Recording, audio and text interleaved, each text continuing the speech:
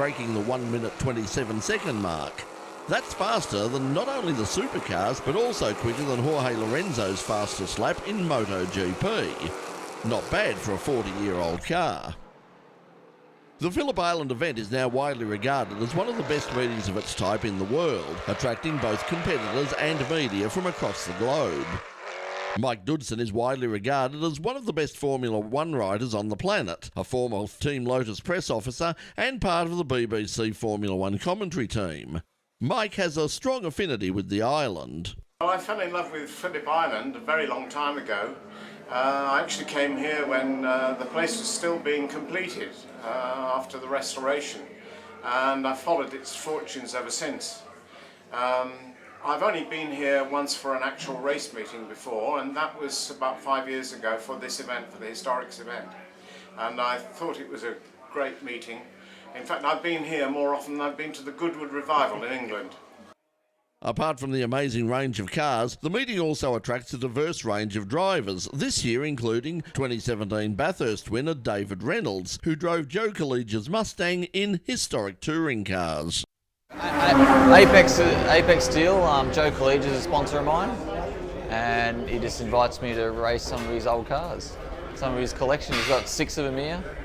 He races a couple himself, and JB races a couple, and we just go racing and muck around and have a laugh. It's very, very different to what I'm used to, but it's a lot of fun. Like it's good to see where racing has evolved from.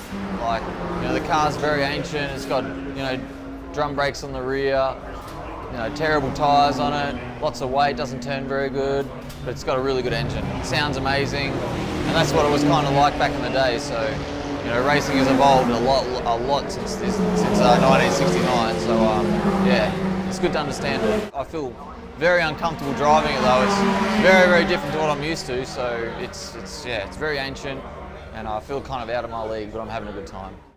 Historic racing is on the rise right across the world, attracting large crowds and growing commercial interest. So what does this rise in popularity say about modern motorsport?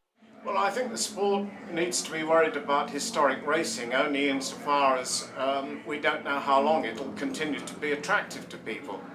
Young people today, it seems to me, have much shorter attention spans, and it's one of the reasons, I'm sure, why they're not watching as much Formula One as they used to do. But I think the sport's got to develop, and personally I think that things like Rallycross are going to attract young people, at least I hope so, because the events only last 4 or 5 laps and then there's a short break and they start all over again. But that doesn't really sort of cover the historic racing.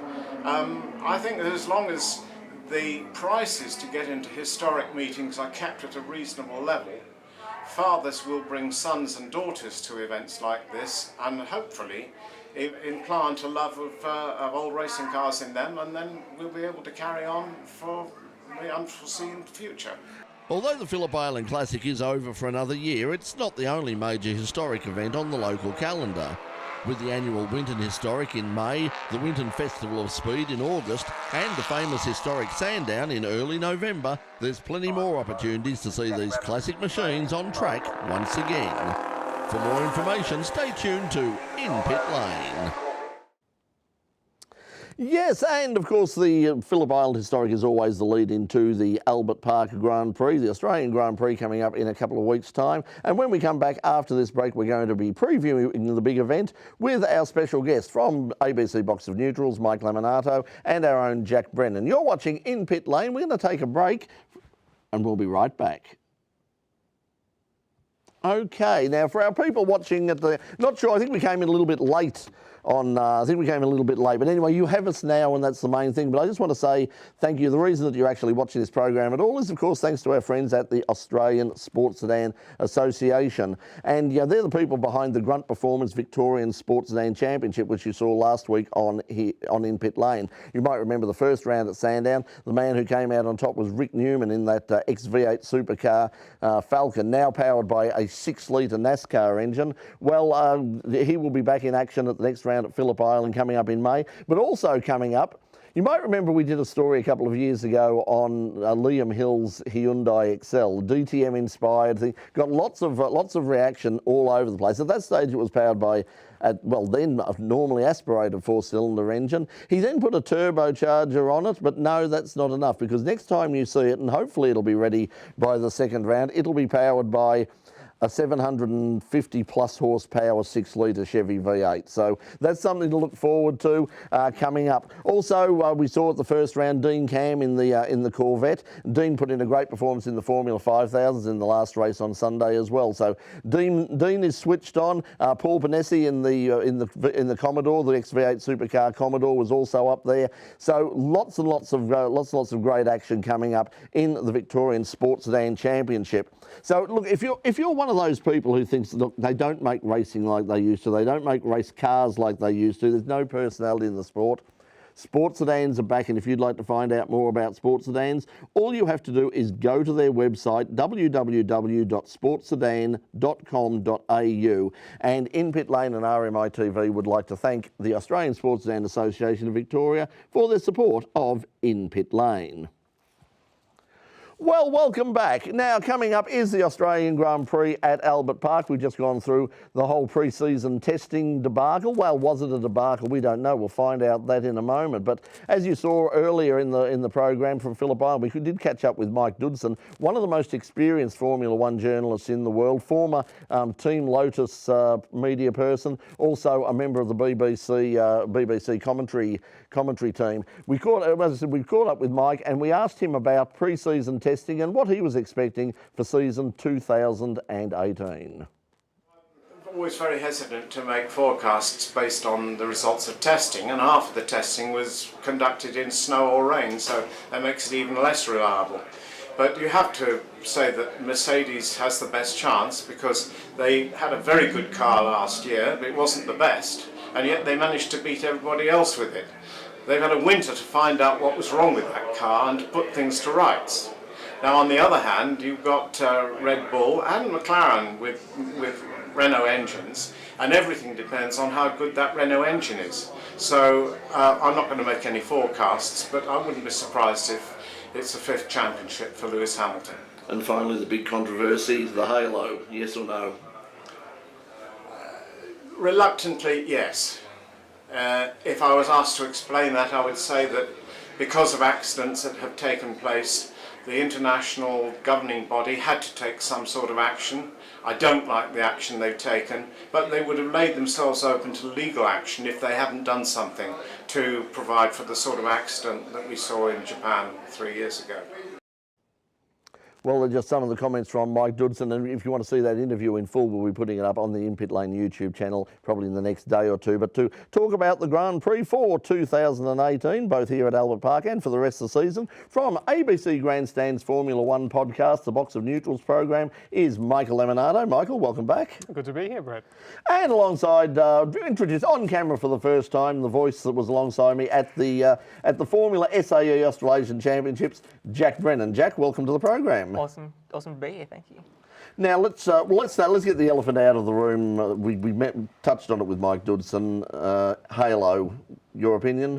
I thought his opinion was good, which was hesitant, and then an answer. I think it's the same. I've been watching pre-season testing for the last 2 weeks, and you kind of do forget about it over time. So rest assured that as the season goes on, it won't be such an eyesore. And I'm optimistic we'll only have it for maybe 2 years, because by then we've already seen Indy cars developing like a windshield model that seems to be working better than the one Ferrari trialled earlier last year. So hopefully that'll be the direction we'll move into. And over time, at least it'll be more streamlined into the design. Jack, what about your opinions? You're a young, what do you think about it? Yeah, I agree with everything Michael said. I think the aero screen is definitely the much better alternative to the Halo, and I think it would probably give more protection in event of a Felipe Massa accident with something come flying at the helmet. It would go around the Halo and not actually stop the impact. Yeah, I think there's a lot of nonsense being talked about the Halo at the moment because, people going online and saying, I'm never watching Formula One again because of the Halo. And no grid girls. And no grid girls, no. And the Halo, no, we're never watching. If you're not watching Formula One because of the bloody Halo and the fact that there's no grid girls, then you were never a fan to begin with, and go away, go back to the football, go back to whatever else you were doing. Don't waste our time anymore because, the thing about the Halo is, yes, it's aesthetically unpleasant, but would you like to be the person who says to the next Jules Bianchi or Maria Di Vallota or Justin Wills, any of those sort of people, the parents of someone like that, look, we did have the technology that possibly could have saved their lives, but we didn't because old men found it aesthetically unpleasant. Exactly right. And it's also, often one of the criticisms is that we point to the fact that we haven't had very many fatalities in recent years in Formula One. They're quite sparse, but there's a great FIA video that was released around the middle of last year, which was part of the analysis of why we chose the Halo. And there were so many near misses they showed that were not for, fractions of a centimetre here or there, that we would have probably had a lot more. Fernando Alonso's been involved in 2 of them, in Austria a couple of years ago with Kimi Raikkonen, even potentially last year in Australia. So, this will help safety. Those near misses do count for a lot, and I guess it's here to stay, at least in the short term. Jack, with the Halo, if you were a young guy sort of, driving, the thing about it that I find about it is when you look at the cam, the visor cam and all that, to me it seems incredibly distracting. Do you think you'd get used to it? Well, yeah, they released some footage of Nico Hülkenberg wearing, what do you have, these special glasses on. You could see where his eyes were going, and it looks like the eyes would go around the Halo, just like the little aerials that they have on the front of the cars. But I think it makes Formula One and FOM liable if an accident does happen, and that it's their fault because of the technology if an accident happens. Let's talk about what's happened in testing. I think we've got some times from testing. If we want to throw those up at the moment, some Formula One testing times from the final day of testing. As Mike Dodson said, we did have a problem in terms of, no, not that one. We did have a problem. That's coming up soon, we hope. We did have a problem because of the weather. It was snow in Spain, almost unheard of. But that was certainly a problem that we had. At the end of the day, we saw Ferrari was the fastest with Kimi Raikkonen. Second, interestingly enough, though, was McLaren Honda and McLaren Renault, and that'll be one that'll pick us up for a while. McLaren Renault and Fernando Alonso. Can we take any notice of those figures at all? I don't think so. No, well, you can take notice of them. We already have, and they, to some degree, are relevant. But it looked like, certainly in Fernando Alonso's case with McLaren, it looked like a bit of a glory run. I think it was set 6 minutes before that day actually finished. And he said a lap previous to that it was even faster, but he cut the chicane. It's easy to sort of say, I can't say necessarily if it is correct, but it had a pretty torrid 2 weeks of testing, put in a quick lap, boost the morale of the troops a little bit going into the season. Ferrari, they've been known to do that kind of thing, haven't they, to showboat a little bit.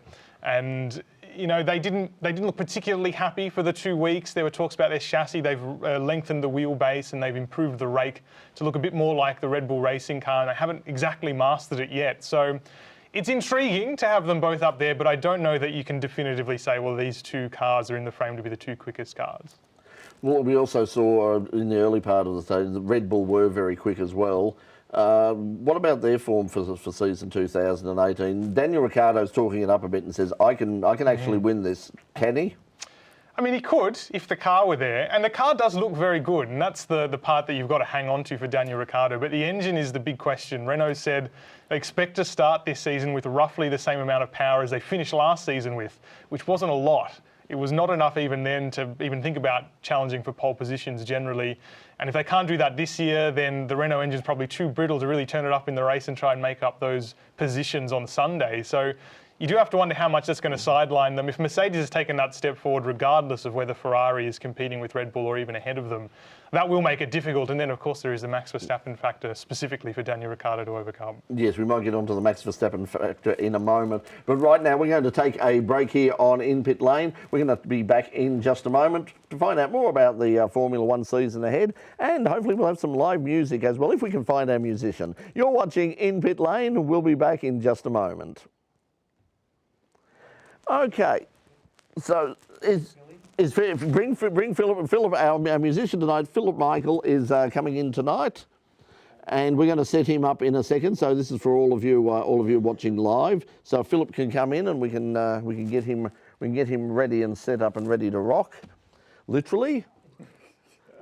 We'll have all that stuff later on. So first, while we're here, we might as well get a plug for Box of Neutrals. We'll do this for 31 as well, but Box of Neutrals started at Sin FM here at RMIT, and now you get paid millions and millions of taxpayers' dollars to travel the world talking about Formula One. So when can people listen to it? And you and Rob and Peter McGinley, who we know doesn't exist, we know for years he's not a real person. It's Rob doing a silly voice, but anyway. You can actually download a calendar of Peter, who isn't real, at the Box of Neutrals website if you so desire. CGI can do wonders nowadays. Absolutely. Boxofneutrals.com is where you can go. We're on Friday mornings on ABC Grandstand Digital. You can find us on Twitter and Facebook and all those kind of things for your Peter McGinley and Formula One fix. Formula One fix. Yeah, it sounds good, doesn't it? Yes, it does. You should get on it before FOM gets it. Or motorsport.com buys it out. It is the dream to become a motorsport asset, isn't it? Well, yeah, that's what we've been hanging out for. I hear doors slamming, so here comes Phillip. He is here, so Phillip is coming into the studio, and he'll be joining us. He's just going to plug in his guitar, and he'll be joining us in just a moment. So once he's done that, and I get the go-ahead from everybody in the control room, we'll be ready to continue. If we can get someone in the control room. Mm-hmm. Peter's whispering now. He's saying, we're right to come back. They're saying we're right to come back. Coming in on camera 3. There's camera 3, and we're coming in on it right now. Welcome back to In Pit Lane. Joining us in the studio, Mike Lamonato from ABC's Box of Neutrals, also Jack Brennan, and we're talking about the upcoming Australian Formula One Grand Prix and the season. Jack, as a relative newcomer to sort of Formula One and all the rest of it, a lot of people are saying, Mike Dodson was saying it, I'm saying it, everyone's saying it's almost a foregone conclusion. It's going to be another Mercedes victory, another Lewis Hamilton win. Does that really worry people? I mean, because I remember that we've had golden eras in the past where you sort of knew people were going to win. I mean, Lotus dominated for years, and that didn't stop anybody from watching Formula One. Does that stop you? I don't think it'll stop me. Like, I watched the Sebastian Vettel domination. That's sort of when I started watching it, and then I sort of became a fan of his during that, and it never stopped me watching it. It's just you watch it to see if someone can beat them. So I watch to see if Mercedes can be beaten, and when they are beaten, that's what makes it exciting. When you watch Ferrari win or Red Bull, it makes my weekend, makes my Sunday night or Monday morning, depending on where the race is. Well, is that going to be a problem this year? Because they're moving the time, so are we going to be even late for those people who can afford it? And that was one thing Mike Dodson said. You'll see in the interview, Mike Dodson was saying that this is a real problem that he sees in the future, and I see this problem as well, is that Formula One, it's going to become out of sight, out of mind. If you don't have pay TV, you're not seeing Formula One this year apart from the Australian Grand Prix. Is that going to be a problem? I think it could be, yeah. Certainly for Australia, where the race times have been pushed later to 10 past 11 for most European races and different times for others. We also don't have access to the F1 on-demand streaming, which other countries do, which is due to, as far as we know, the Foxtel contract that was signed last year.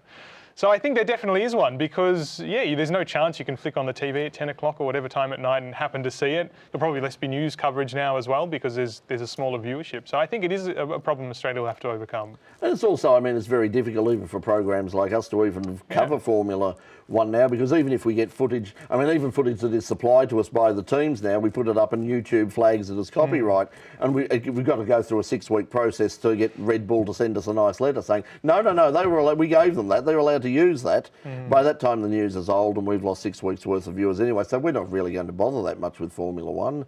Yeah, I know. We can only hope that with the new commercial owners, we say new, they've been in for more than a year now, but these things are slowly changing. We're seeing slightly more liberal use of their footage, which previously was unimaginable in the era of Bernie Ecclestone. So there is always that. I guess there's reason to hope for these things. But yeah, for the time being, the next year certainly. You say if Daniel Ricciardo were to challenge for a championship, there's a risk not very many people would see it. Jack, let's get some tips for the Formula One race at Albert Park. Who is your tip, and who's your outsider? We think we know who the tip will be, but I'm going to tip Vettel just because But- he's always been good at Albert Park from the Red Bull days, and he won last year, and he was really good the year before. Pretty much every year he's been competitive in the Ferrari at Albert Park, and so I think Sebastian Vettel, and outsider probably Ricciardo. I don't think Ricciardo will win it, but it'll be cool for the fans and for me and for you guys that if Ricciardo wins it. Michael, your tip? It's hard to go past one of the Mercedes. I'll say I'm going to put Valtteri Bottas though, just because wouldn't that be nice if he got a win in Australia? And outside, I want to say someone like Fernando Alonso. I don't think McLaren's going to start that strongly, but it would be good for him if he.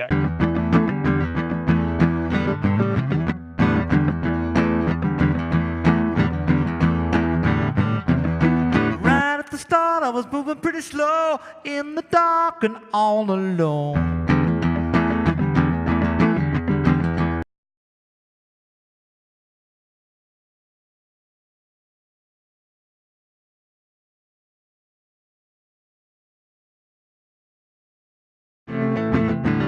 So I drew a breath and they cut the cord.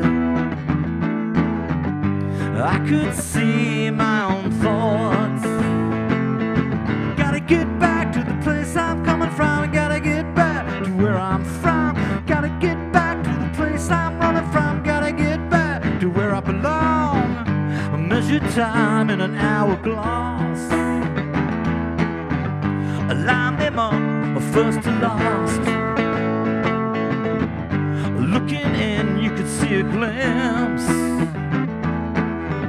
of places I've been and all my sins, yeah. Gotta get back to the place I'm running from. Gotta get back to where I'm from. Gotta get back to the place I'm coming from. Gotta get back to where I belong. Gotta get back.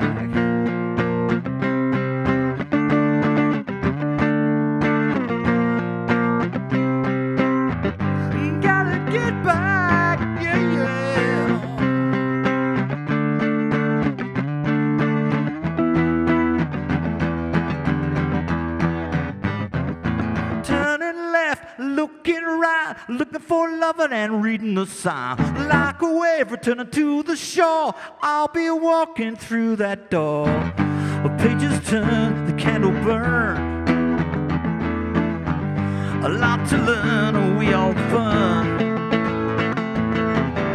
We all came good and we cut more cords.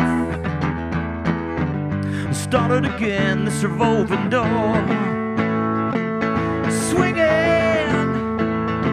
Gotta get back to the place I'm coming from. Gotta get back to where I'm from. Gotta get back to the place I'm running from. Gotta get back to where I belong. Gotta get back to the place I'm coming from. Gotta get back to where I'm from. Gotta get back to the place I'm coming from. Gotta get back to where I belong, yeah.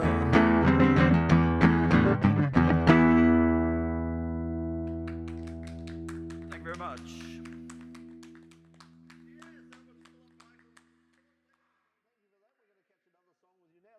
This has been, in fact, an RMI TV production. We covered, Phil, if we could get those back up, the gigs of the Melbourne Garden of Flowers. Have you done that before? I have. That's a great show, isn't it? It is, actually. I have no interest in gardening, and yet I love that. Well, I get down there and do a function for Lands Victoria after closing on the Thursday night, and it's a great... And that's when the serious drinking is done. Well, not me, but certainly there's some waiter service there. Yeah, Brett, sorry. So that's a good gig. I've done that the last two out of, there'll be a third year. This year will be the third out of four. They missed me a couple of years ago, but they got me back, which is great.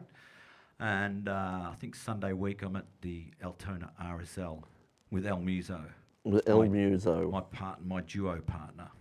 Well, hopefully people will catch up with you. We'll have those figures that when you... I'd like to mention the Mona Castle in Seddon too. Ah, great little pub down there that I play at regularly on a Friday night. I'll be there in April. Okay, we look forward. We'll see you back a little bit later on. You got one more song coming up for us to take us out. That's correct. Outback Track. Outback Track. But thank Phillip for coming on, and we'll catch up with you a little bit later on to play us out. But right now we'll just get back. This is all the stuff that we can't talk about live on television. This is where we work blue. Yes, a bit lane up late. Let's Formula One. Where is it going at the moment? And the interesting thing that I find is the fact that you've got someone like Fernando Alonso, who is now doing what used to be done all the time, but was probably unthinkable in the time of Bernie in particular, was he's actually running a whole other world championship in the World Endurance Championship. And do you think that Liberty Media are just sort of, untightening the screws a little bit and encouraging getting back to people having a bit of freedom? Well, the thing I always found frustrating about when Nico Hülkenberg, for example, did Le Mans a couple of years ago now and won it on his first attempt, is that Formula One never bothered to say, which was the perfect marketing opportunity, our drivers, not even a championship drivers, rocked up to Le Mans, wins first try. Obviously, it's more difficult than that, more complicated than that, but what a marketing opportunity that should have been. Instead, Bernie Ecclestone ensured that, what was it, the last couple of years, the Azerbaijan Grand Prix clashed with Le Mans, so you couldn't even watch the two at the same time.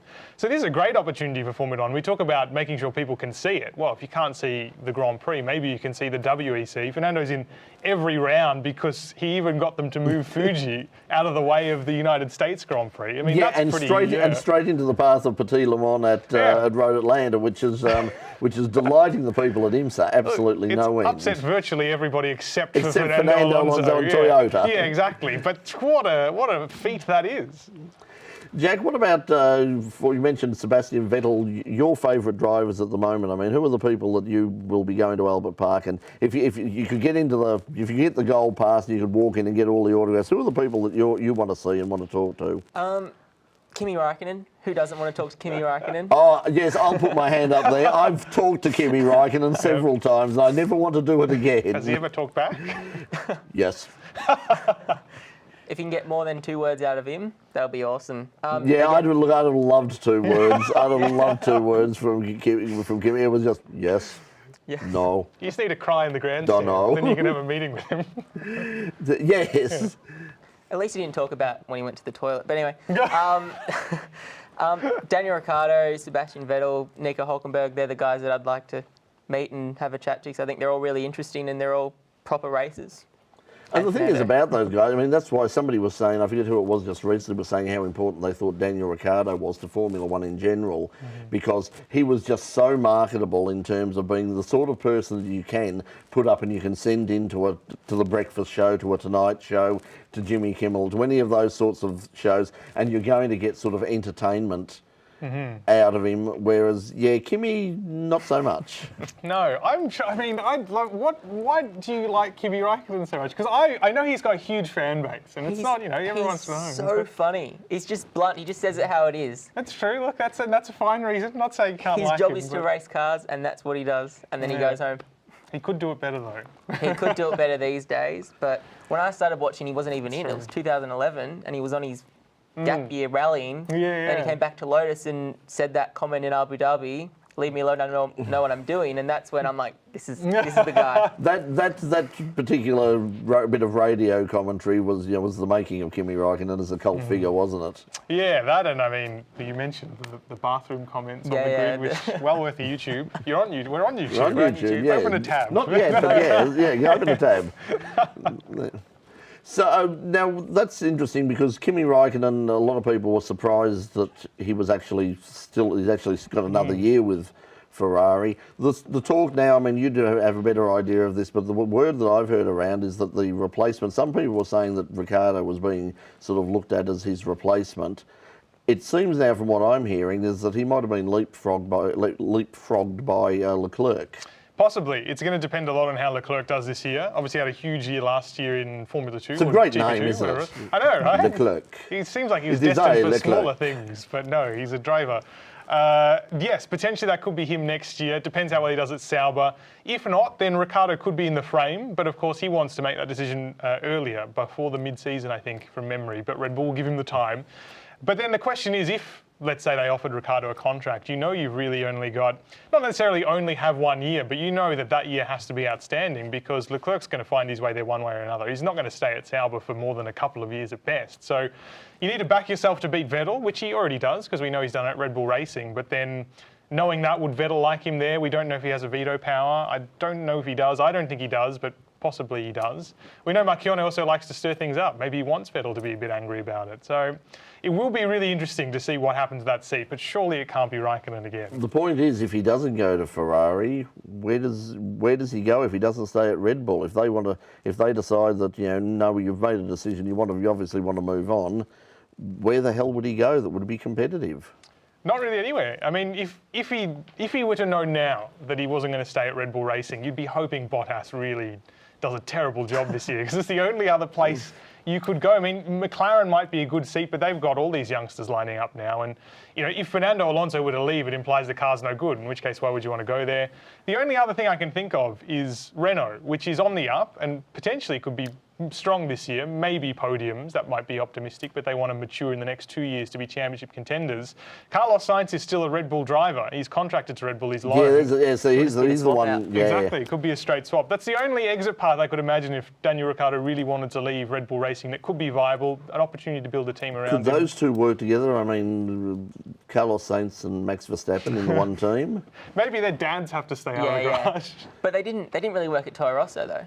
They argued and spat the dummy and just didn't get along there. And then I don't think Carlos would be very happy that Max got promoted and he didn't. So it would reignite old tension. Yeah, I think it's going to be interesting. It's always interesting. We're talking about the silly season already, and the real season hasn't even started. It hasn't even started yet. Guys, thanks for that. Another quick plug. Box of Neutrals, ABC Grandstand, ABC Digital, Grandstand Digital, Friday mornings. Yes, that's right. Or you can go to boxneutrals.com, download the podcast. And Jack, we'll see you in the next few weeks to come. There and we'll see you at home. Now, as I said, to take us out tonight for our YouTube viewers, a bonus song from our guest tonight, Phillip Michael. I think the graphic said Phillip Brennan before, but he is not Jack's father or indeed brother or anything at all like that. Now, if we could have those dates up, please. If we could get the dates up for Phillip. There we are. Thursday, 22nd of March at the Melbourne International Flower and Garden Show. 26th of March at the Altona RSL. And also coming up, we've got that new CD, which was Suburban Cocoon, and that's available on your website. That's correct, yeah. Okay, so to take us out tonight, we've got Phillip Michael, and from all of us here, until next week, thanks for watching. What happens next? The dreaded second show syndrome has struck again. We'll see you next week. Until then, good night. Here's Phillip Michael. Backtrack this one. I've been taking too long to say things, then too long to write, wondering what my name was. All the Grampians home tonight.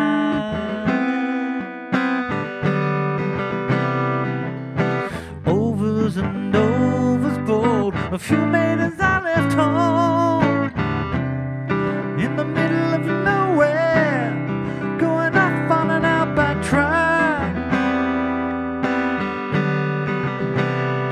Outback, bottle opener in my skyrocket. I'll be primed to dusk. No bearings, no compass, comfort in the dark. She'll be alright tonight, said the farmer to his wife. He'll be gone by morning, going off on an outback track.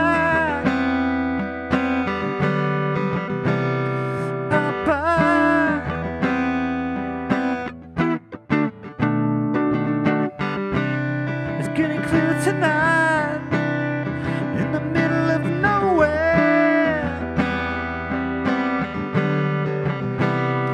outback.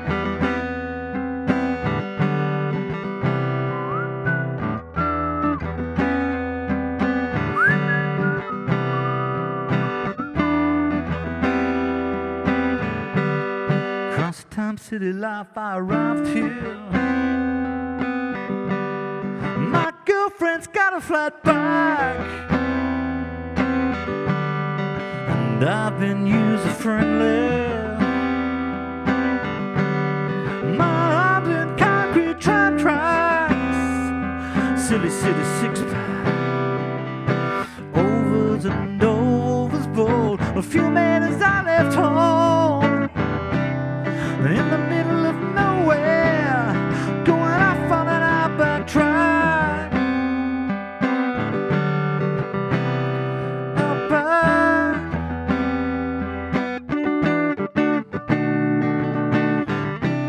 It's getting clear tonight, in the middle of nowhere. That's where I make, in the middle of the outback. Going off on an outback track. Outback. I'm going off on an outback track. Coming in, going off on an outback track.